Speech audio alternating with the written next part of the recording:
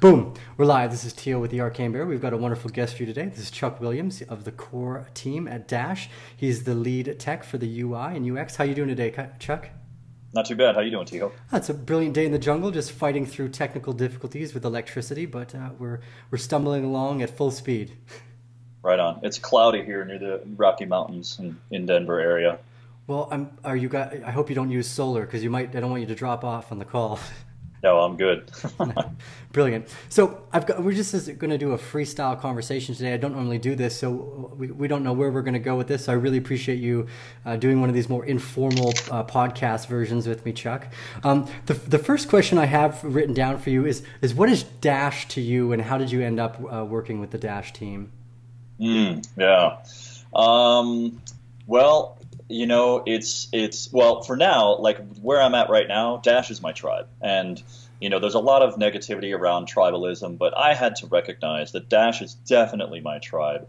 And I usually, you know, I spent most of my life not being parts of tribes. Like in high school, I hung out with the jocks, I hung out with the skaters, I hung out with the goths. You know, I would go from table to table. I'm a collaborator. I'm a meter of people. You know, I'm kind of a maven in that way. I like interacting with a lot of different people. But when I was doing my research, and after I read the Bitcoin white paper back in 2015, you know, once I realized that Bitcoin was our humanity's way out of the oppression of the current money system, you know, then I started branching out into as many of the other cryptocurrencies as I could understand. Dash was initially attractive because it was a Bitcoin fork with some specific improvements. Most importantly to me at the time was the voting system and the masternode system that was available at the time, which allows each masternode allows them to vote on the proposals, and the funding system pays for people like me to develop and people like Amanda B. Johnson's to do you know, TV shows or YouTube videos and things like that. It was really first the community that attracted me to Dash, and that's why I call it my tribe at this point. And the technology itself, I learned more and more about, and the more I learned, the more attracted I was, because it's a solid, stable kind of thing. They're not trying to do anything too crazy. You know, I'm coming from 20 years of UI and UX front-end development, and that was really the linchpin for me. Dash was the only one at the time that I started doing my research that was interested in servicing end users as the ethos of the product. You know, the crypto that your grandma can use was kind of the big push at the time, and we're still going that direction. And I think that the team that has been attracted by that message is very, very dedicated to that vision. I think we're all on the same page. We want to make it easy for end users, and we're all trying to go that direction. And I think we've got a good path in front of us with the roadmap and where we're headed. So that's the big story about like why Dash has attracted me. I love this. I love the team. I love the people. I love the community. I love the tech, and it completely aligns with my personal morals and principles, which, you know, I can kind of sum up as bringing personal freedom to the people of the world, and I really see that as a great possibility with Dash. Yeah, the blockchain space, when it first started, was very obscure and abstract for most people to understand. You actually caught my eye originally when we were at the Dash conference in London. Your talk on stage, you're mentioning your vision of the ethos and the community aspect being extremely important, and how you're driven to be someone that helps other people understand this stuff. So it's one of the reasons why I contacted you originally, was hearing that type of mentality, the tribe, the community, that ethos specifically is something that attracted me to it as well. Not just the technology, but what this could do as an underlying disruption for what's going on today. So you want to give us a little rundown about what your job at Dash entails on a daily basis? Yeah, so when I first came on back in January of this year, 2017, it was mostly about the website. And I think that was kind of a test to see my technical chops, to see if I'd be worth, you know, kind of continuing to invest in. So I was part-time January through May, mostly focusing on the website. And then when I came on full-time in May, I started basically doing product ownership, product leadership, product management for the CoPay wallet. There were some people who had done some initial research and some business agreements to contract a team for the development on that, and I basically kind of stepped in and took over the leadership of that particular project. And the goal with that was to basically put out a new wallet that was much more user-friendly, that was Bitcoin-based, and had a lot of the security mechanisms. For those who don't know, the Copay wallet is an open-source wallet developed by the people at BitPay, and it's a Bitcoin wallet that's very user-friendly. And we then, because Dash is a Bitcoin fork, it was very easy to adapt it to the Dash network, and we added the instant send features and now we're currently wrapping up the tail end of alpha testing, and we'll probably be releasing our public beta very soon. Also at the same time, since May, I've been ramping up on our kind of flagship product at Dash here called Evolution. And that's a code name for a suite of products and our platform that's going to be released in mid-2018. Nice. That's something I just recently learned, but the Dash was actually a hard fork of Bitcoin. I didn't realize that they had the same blockchain technology or the same blockchain when it forked to begin with. So that was something that was new to me. I think you do a great job as a leader too, by the way. You're very well spoken. It makes it very, very important to have these types of conversations for the community. So an abstract question outside of Dash, what's your thoughts on the future of business now that blockchain seems to be growing this mass adoption and breaking through these new psychological layers? Yeah, well, I think we're first going to go through this phase like we went through in the dot-com bubble, where everybody's going to think that blockchain is the answer for all their problems, just like everybody thought that the internet was the answer for all their problems, and it's going to blow up. Like, there's going to be all this speculative value out there, and I think we're seeing that right now, and we'll probably see the run-up over the next couple of years before that kind of topples down to some kind of major crash, and then we'll have 90% of the tokens that currently exist today basically fail because they didn't deliver on their promises, or they weren't able to get the network effect they needed, or whatever. It's so much easier to fail than it is to succeed in technology. So we can expect that about 10% of the current projects will be continuing into the 2020s. I suspect that Dash will be one of those. But once that happens, by then we will have brought on many, many more people globally who will be using it how they want to use it. Some people want to use Bitcoin as a store of wealth. Some people want to use cryptocurrencies as a medium of exchange, and some people want to use it for other reasons, as a unit of account for application-specific things or whatever. And all of those, I think, are going to have various uses in various markets. And I foresee that we'll have a subset of cryptocurrencies that will serve specific needs based on the values of money and value as the population continues to come in. And once that big crash happens, then everybody who was investing in projects that were kind of doomed to fail from the beginning, they'll wake up, and then we'll have a real long-term change of humanity that I think will last for decades, into my death. Yeah, I think you hit the vein there, that a lot of these companies will likely fail, not because they're blockchain companies, but on average, entrepreneurs are not entirely successful. It's very difficult to run a business, to manage a profitable idea, and to bring valuable products and services to the table. Otherwise, everyone would own ridiculously lucrative companies. It would be just something you could do with your spare time. I think today was an interesting point. We've hit a brand new high in Bitcoin at around at the $10,000 range. And I think this is the first psychological layer that we really start to see mainstream people go, what is going on? After all the times these technologies supposedly died and come back to life, I think people are really starting to grasp the importance of a borderless money. And what the implications of what that means on the long term is the change of pretty much everything that we know in regulation and governance today. Yeah, I struggle with that particular thing because I've come to the conclusion in my experience that most people are not interested in learning how a thing works. That's fair.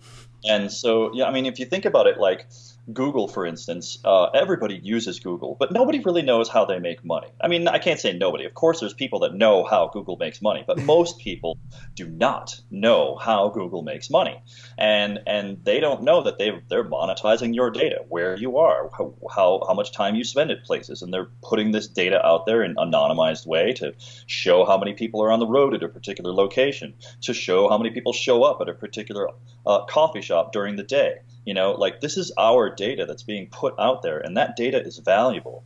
I heard on the radio the other day that like people are talking about how data is the oil of the future, and I'm inclined to agree. But the thing is, like most people, like a lot of people think that education is the answer, that people are going to be educated. And yes, that's going to happen to some people. Some people will definitely, you know, pull up their bootstraps and say, God damn it, I'm going to learn about this thing. I'm going to dig into this thing and I'm going to learn about it. But my personal belief is that's a minority of individuals. Most people, in my experience, are not interested in self-education. They just want to be told how it works, how to do it. And they only want to serve themselves in a convenient way. At least most of us here in America have been conditioned that way. Now, if you travel, you can run into a lot of people who value more than themselves. But again, I think that's a minority of individuals in this space currently. Most people are very self-serving and want to just take care of themselves and aren't interested in educating themselves. So I tend to take issue with people who believe that education is the answer to get the major cryptocurrency adoption. And that's, again, why I'm working at Dash, because that's not our plan. Our plan is not to educate people. Yes, we will provide educational outlets. Yes, there's a lot of videos and things you can learn about Dash. And if you are an autodidact, a person who teaches themselves or learns them on their own, then that information is out there for you. But you're in the minority. Those people are in the minority. The majority of the population wants an easy-to-use way to pay their bills, to pay their friends, to just transfer money and value among each other.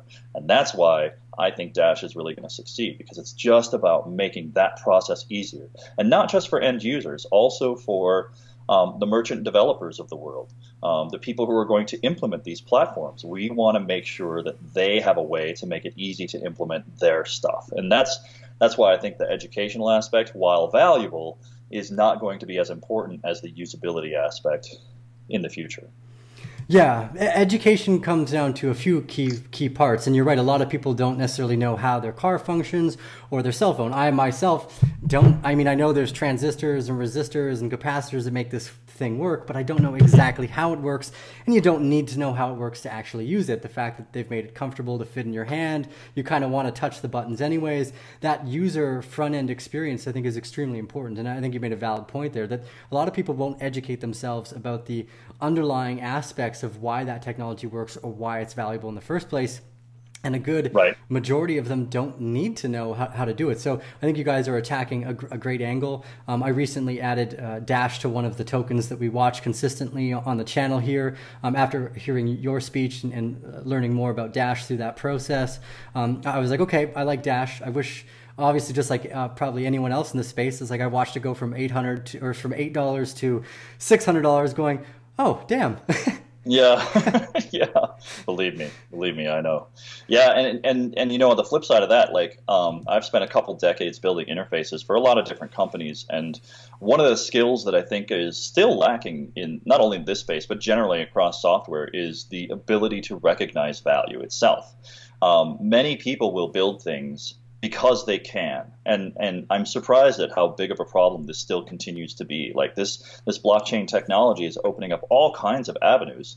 You know, food provenance, health and medical records, titles and deeds, marriages, births, deaths, estates, like all this kind of stuff. Yeah, it's great. Let's do this. But the thing is, you have to make sure you're still delivering value. Just because you can do a thing doesn't mean that you should be doing a thing, because nobody's going to value it. And understanding value is a really tricky thing. Like, you have to get into the minds of your end users. You have to know you have to understand them at a level where you deliver what they want, you anticipate what they want. And I don't think that most developers are in that space. And this is a heavily development dominated space.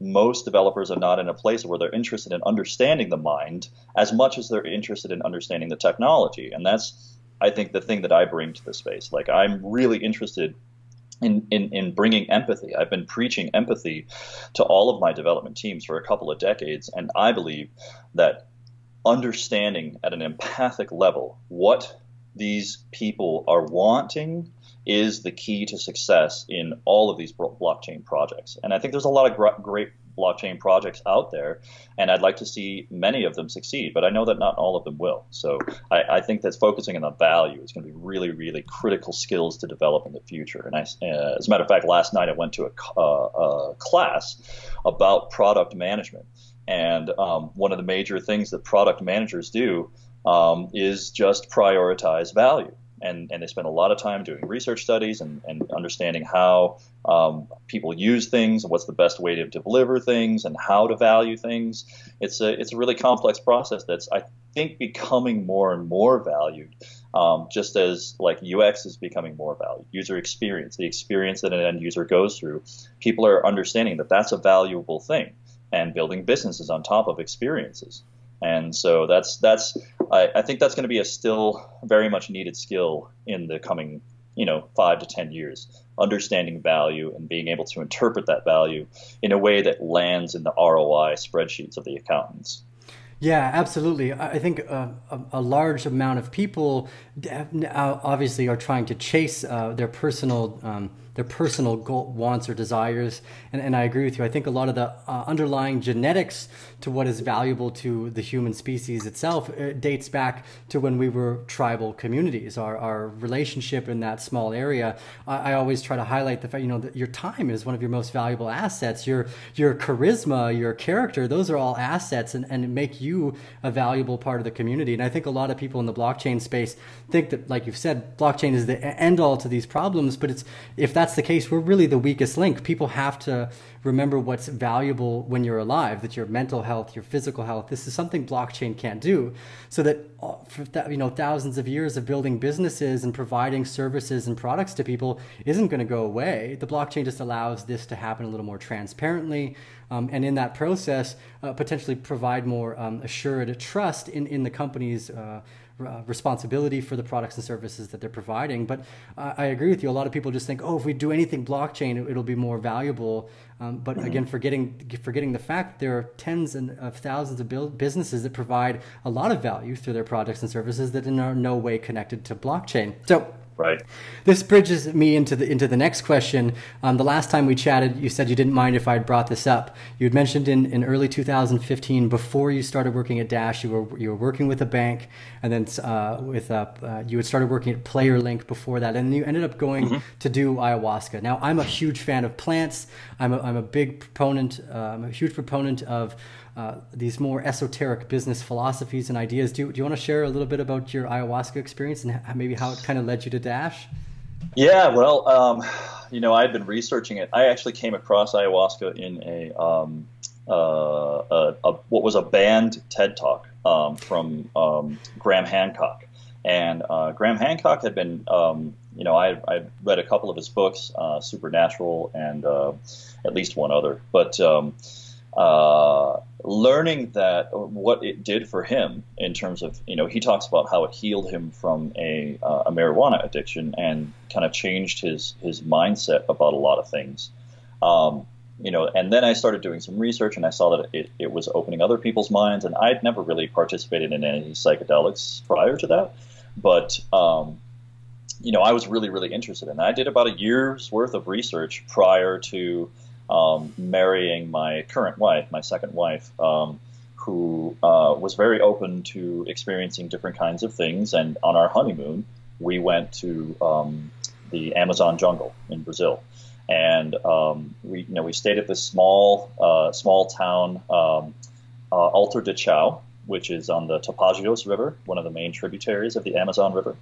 And actually, the first few nights there, it was horrible. Like there were parties happening at that blasted sound throughout the town until 3 to 5 in the morning.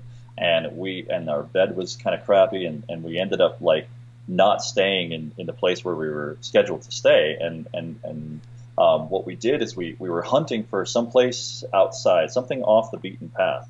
And we found this little place called Terra Moor. And just by happenstance, there was a shaman there who had been who learned from traditional Amazonian tribal members how to produce the tea, and also conducted, I think it was twice a month, ayahuasca ceremonies. And it was very traditional style ceremonies with music and chanting, and it was an all-night 6 to 7 hour kind of thing.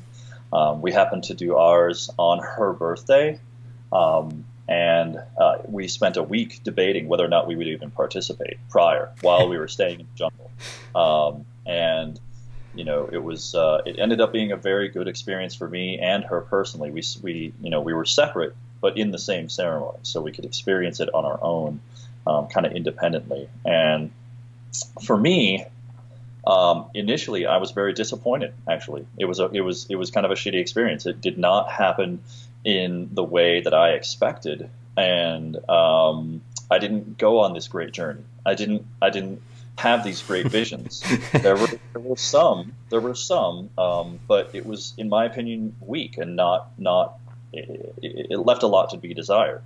But what did happen that took me some time to kind of unravel is it created a connection between my heart and my mind that I couldn't ignore. And this was significant because I'd spent most of my life pushing down emotions, saying that emotions are not valuable, that they're a waste of time. And in fact, I think that we'd be better off without them. And I think that a lot of people who live in their left brain mindset think very much this way, where emotions are unpredictable and uncontrollable, and therefore I don't want to have anything to do with them. But what it did teach me is that I have these emotions, and these emotions are a guide to bring me toward truth and happiness. And if I listen to them and don't ignore them and don't push them away, it's going to guide me into a much happier life.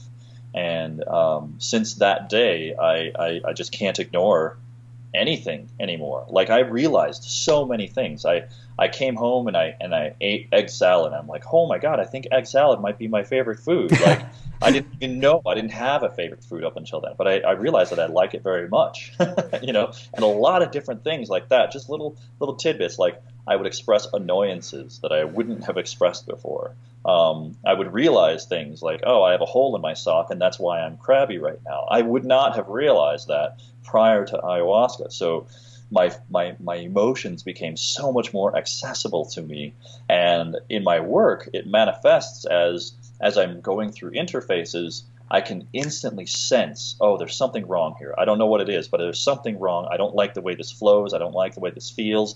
Maybe if we collapse this, maybe if we remove this click, why are you asking me this? This color is off, all these kinds of things. Now I'm much more sensitive to the emotive aspects of coding, which are, in the field of UX, I think are a resource. It's a very strong resource. So now I'm honing that skill and trying to teach that empathic development life cycle to any development team that I'm a part of. So, I credit that ayahuasca experience with creating that heart-mind connection that continues to grow to this day, a couple of years later.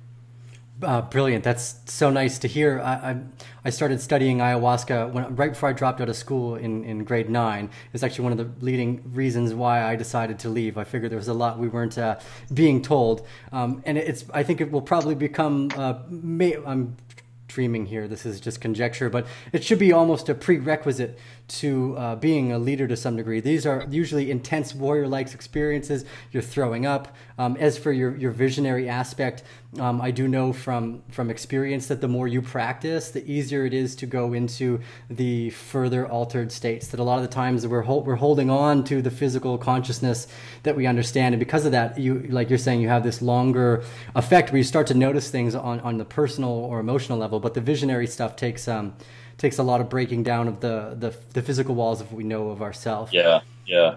And it did spark a very interesting study into the nature of consciousness. And I have changed my view on the nature of reality as a result of many of these studies. And I continue to test that to this day.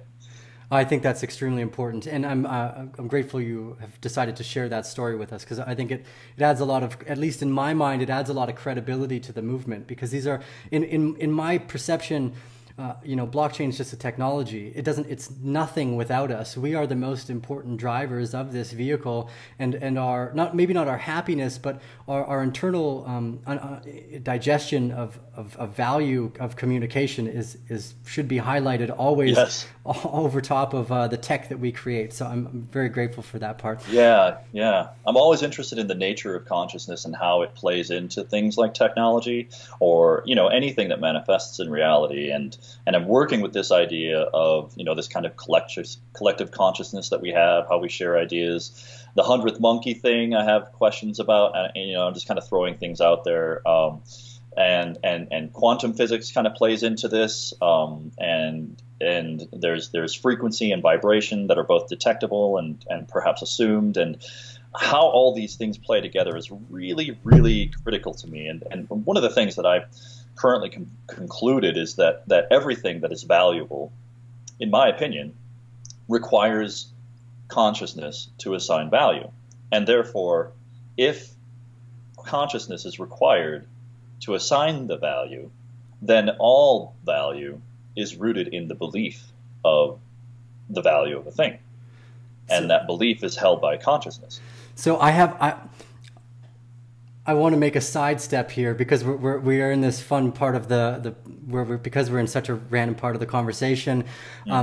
I agree with you, but I think that this is conscious, this little Apple mouse that I have at the current moment, because it's my understanding that the electrons, the protons, that submolecular level is actually keeping track of itself. Like, one of the reasons why these things won't just go through each other is because they're recognizing each other, and they're actually consciously aware of the behavior of the other ideas around it. So that if I move a rock, the rest of the universe is consciously aware of that rock being moved. So I actually personally believe that you could remove human consciousness from the assigning of value, because I believe the system would recognize itself. So I will add to that. So, because I don't disagree with you either. I might say that I'm working with this idea that all of our reality is conscious, including the mouse, right? All of reality is conscious, but it's not that it has a consciousness in the way that we think about it. It is that consciousness is the medium, and we, us, things, all things, vibrate the medium, and that's how they manifest in reality. That's the very simplistic version that I'm kind of testing and working with right now. Yeah, I don't think there is an in or out of consciousness. I believe it is just everything is consciousness. I think there's degrees of consciousness. I think there are degrees. Right, especially as we start to assimilate the fact that we are entities that are able to perceive, and through that, like you're saying, assign values. It's one of the reasons why we know that the neurochemistry in the human brain can actually drastically affect how you feel and what it is that you value at that moment. Like your adrenal, your fight or flight synapses in your brain will change the value of what you perceive at that moment. You'll run farther and faster than you ever have before. Yes. Because you're being absolutely asked to by... all of that is a very conscious response, right? Like if we're hungry and we see an apple tree in the distance, we're going to get a hit of dopamine, and our hormones are going to influence us to chase after that apple. And when we get that apple, we're going to get some beta endorphins and some serotonin and some dopamine all at once when we're super happy that we've eaten the apple, and we're going to get all these reward centers that are hormonal in nature. But these hormones are vibrating molecules at their fundamental levels, right? And in my opinion, have a particular frequency of consciousness. And that's kind of where I'm working from. Yeah, I absolutely agree with you. One of the only thing I've been doing as long as marketing and advertising, actually longer, is playing music. I believe rhythm, percussion, vibration is the fundamental reality of the entire nature of the universe, at least we perceive to be the universe today. So we'll sidestep back into a bit more reality talk. as we understand it. The last time we had chatted, you had brought up some cool projects that Dash had on the proposal board right now. One of them was Kuvacash and Bit to Byte. Do you wanna lead us into what those ideas look like? Yeah, so Kuvacash is a Dash-funded project, partially Dash-funded. They also have external investors. And the project, as I originally understood it, but I now understand it, it has changed because they've done some research and they've discovered that there are different maneuvers that they need to make. As I originally understood it, they were going to go in with a collection of ATMs and basically distribute cash, and that cash would be mostly American dollars, and it would be backed by a Dash cryptocurrency system. So they would keep accounts on behalf of people and store all the in and out transactions in and out of the fiat currencies onto the Dash blockchain so that they could have a secure network to manage the transfers of values both in and out of the system and payments among people within the system. And it was going to be branded as Kuvacash and made into a very simple application where people could just pay by phone number. Now, in their most recent update, which I think was just released yesterday or the day before, which is their third monthly update that I'm aware of, they announced a couple of interesting things. One, they discovered that the ATM solution would probably be a bit more overhead than they expected, and they think that having individual agents, such as merchant owners and kiosk owners and so on and so forth, manage their own cash, and then they can track the ins and outs that way. So it looks like that might be a better solution for them to get it into as many hands as possible, as quickly as possible, with individual agent representatives kind of having administrative functions over their own distribution channels, their inflows and their outflows. And I think that Kuvacash may assist those individuals in acquiring cash and help them to have the cash to distribute when it needs to be distributed, and signing up people and reward systems and so on and so forth. That's my current understanding. I'm making a lot of speculative assumptions there, but it seems like the right move. Also, interestingly, they're launching these new VCO tokens, virtual voting contract offering, voting coin or something like that. I have to look it up. But anyway, it's basically an opportunity for those who voted on the Masternode network, whether it was a yes or a no or abstain, they will have an opportunity to purchase or somehow acquire the tokens and share in the success of the Kuvacash project should it succeed. And so that's going to be an interesting investment vehicle that I might look at. I don't currently own my own Masternode, but I think it's going to be an interesting angle for a lot of the Masternode owners. So, but ultimately, the Kuvacash project is really exciting because this is a world-changing thing. If we can get cryptocurrency as a backing mechanism into the hands of a country of Zimbabwe, where the country has been the people of the country have been basically all of the value in their savings has been stolen, 1,000,000,000% inflation. This will be the first time that they can actually have faith in their money in decades. And if it's successful, which I believe it will be, they're going to go across the whole continent of Africa. And if this works in the third world, it's going to work in any world.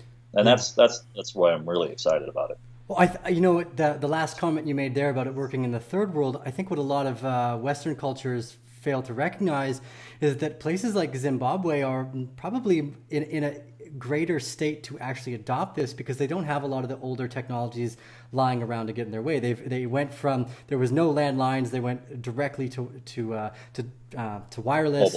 Mobile, as well as a lot of people are already used to transferring funds via their phones. So I think they're actually one step closer in a lot of the third world countries to being mass adopters because, well, there's a lack of regulation in the government to some degree and the control, but also that connection through the mobile functions that they're all already using to pay with their phones puts them in the perfect position to take advantage of these new technologies. Whereas in Canada or something like that where I'm from, you have to get out of the old infrastructure, you know. So to go from a septic Yeah. system to a biodigester, you got to get rid of these really old shit systems. No pun It's a intended. huge investment. There's been a lot of investment in the current central banking system, and that central banking system has a grip on the first world, on Western countries, and that's why most cryptocurrencies are uninteresting to Western people, because I have a bank, I have a way to pay my bills.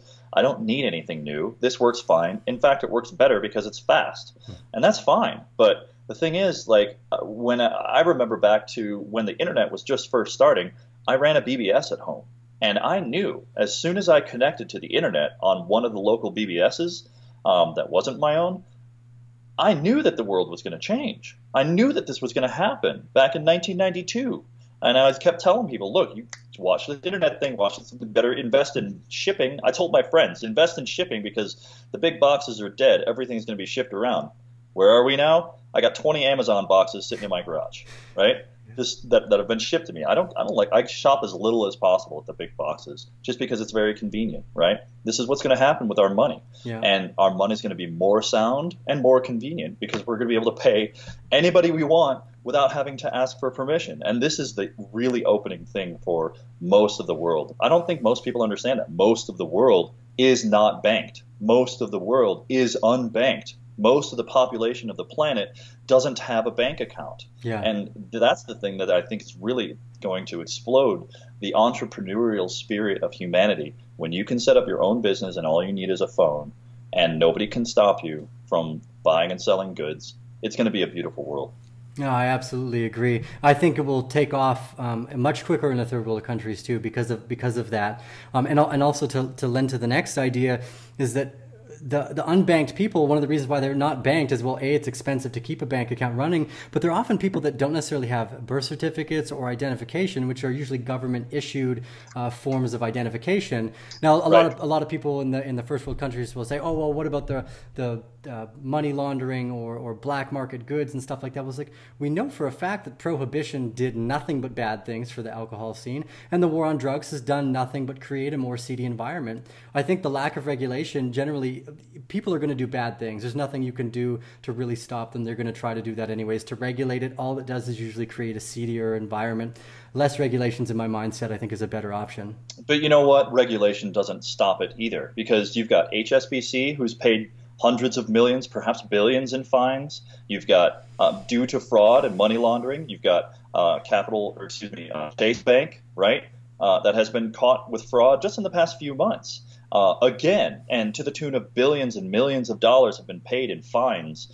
And you have whole markets of industries that are stealing from people in the form of payday loans and all these these predatory lending practices and just theft of money going on, even in regulated environments that are very difficult to stop. If we push the power of resolving disputes and things like that down to the distributed individuals, then those kinds of massive operations of theft won't be able to happen because they'll have to do it to everybody individually, and people will catch on. This is, I think, the natural learning and education process that I think people are going to have to go through in the future. They're going to have to learn how to manage their cryptocurrency keys, but they're also going to have to learn how to recognize when there is value in a thing and when there's not, and how to establish trust among people that you want to do business with. That's going to be a very more value. I mean, these trustless systems, interestingly, are going to raise the level of trust that we need to have in individuals. We're going to need community in the future so that we can trust one another outside of these blockchains, because the blockchain is a trustless system. It's intended so that it will transact without anybody's trust, and so we can count on that happening. So we have to work on our own mechanisms of trust with one another, and I think those are some interesting projects coming forward. I think there's reputation systems, there's attention systems, there's identity management systems that are coming out, and I'm excited about all these different kinds of projects.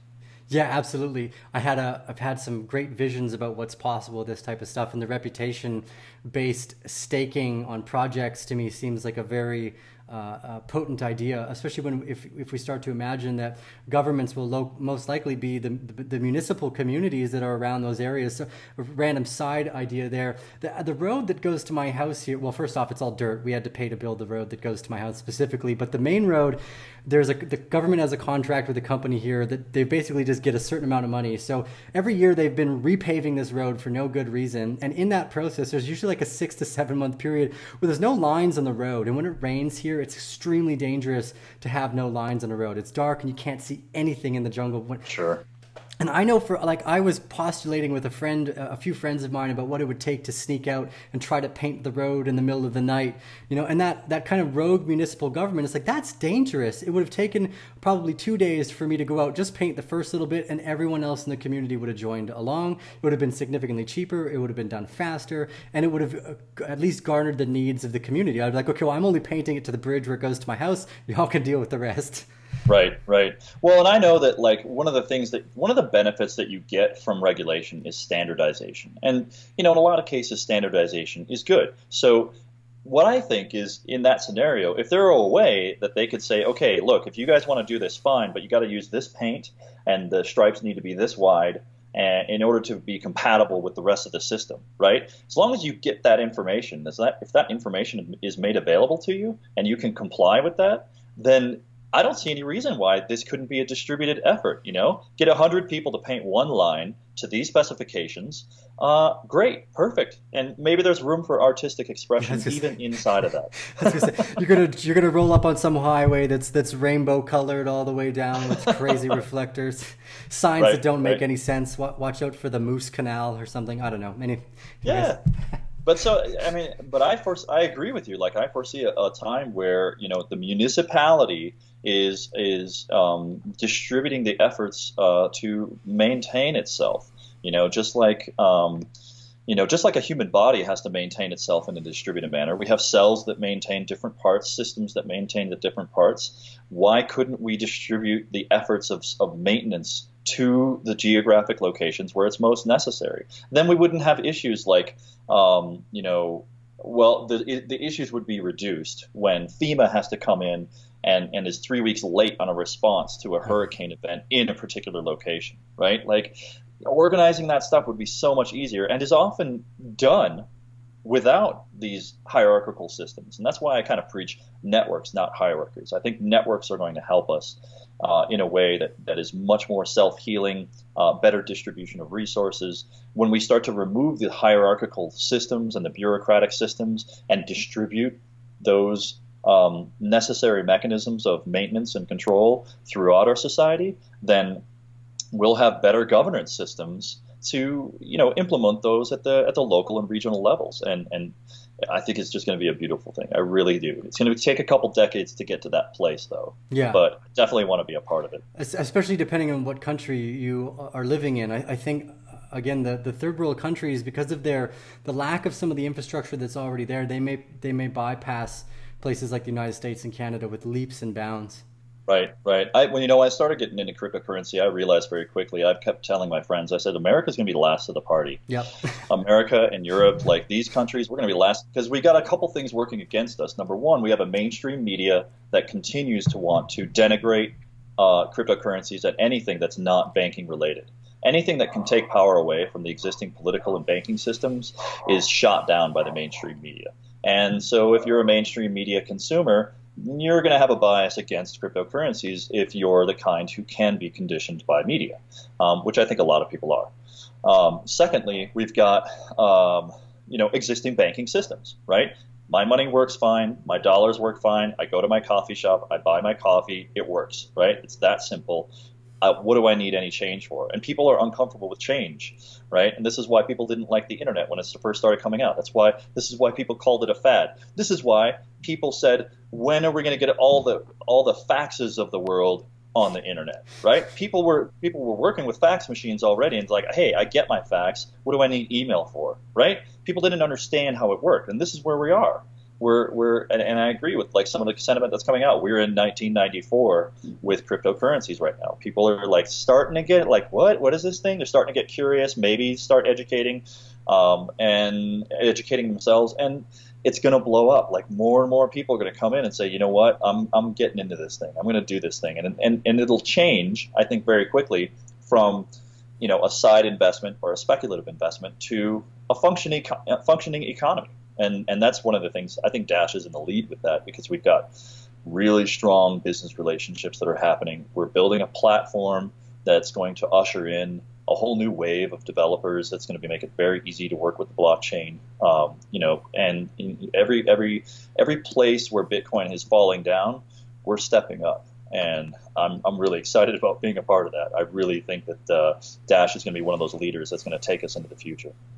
Brilliant. Well, we'll leave it there. That was a beautiful end from Chuck Williams, one of the UI core developers for Dash. We went from everywhere from the nature of consciousness to the future of societies, money, and business. I really appreciate you sharing your time today with us, Chuck. I'll make sure you have us on again soon. So remember, everyone, give us those thumbs up. It helps other people later on down the channel find the information that they might be looking for. Also, remember to subscribe, hit that little bell. That way, anytime we release pertinent videos like this, you guys will be notified. Chuck, thank you so much for sharing your time with us today. Yeah, thanks, Chiho. It's good to be here. We'll do it again soon, okay? Right on. Let's Ciao. do it.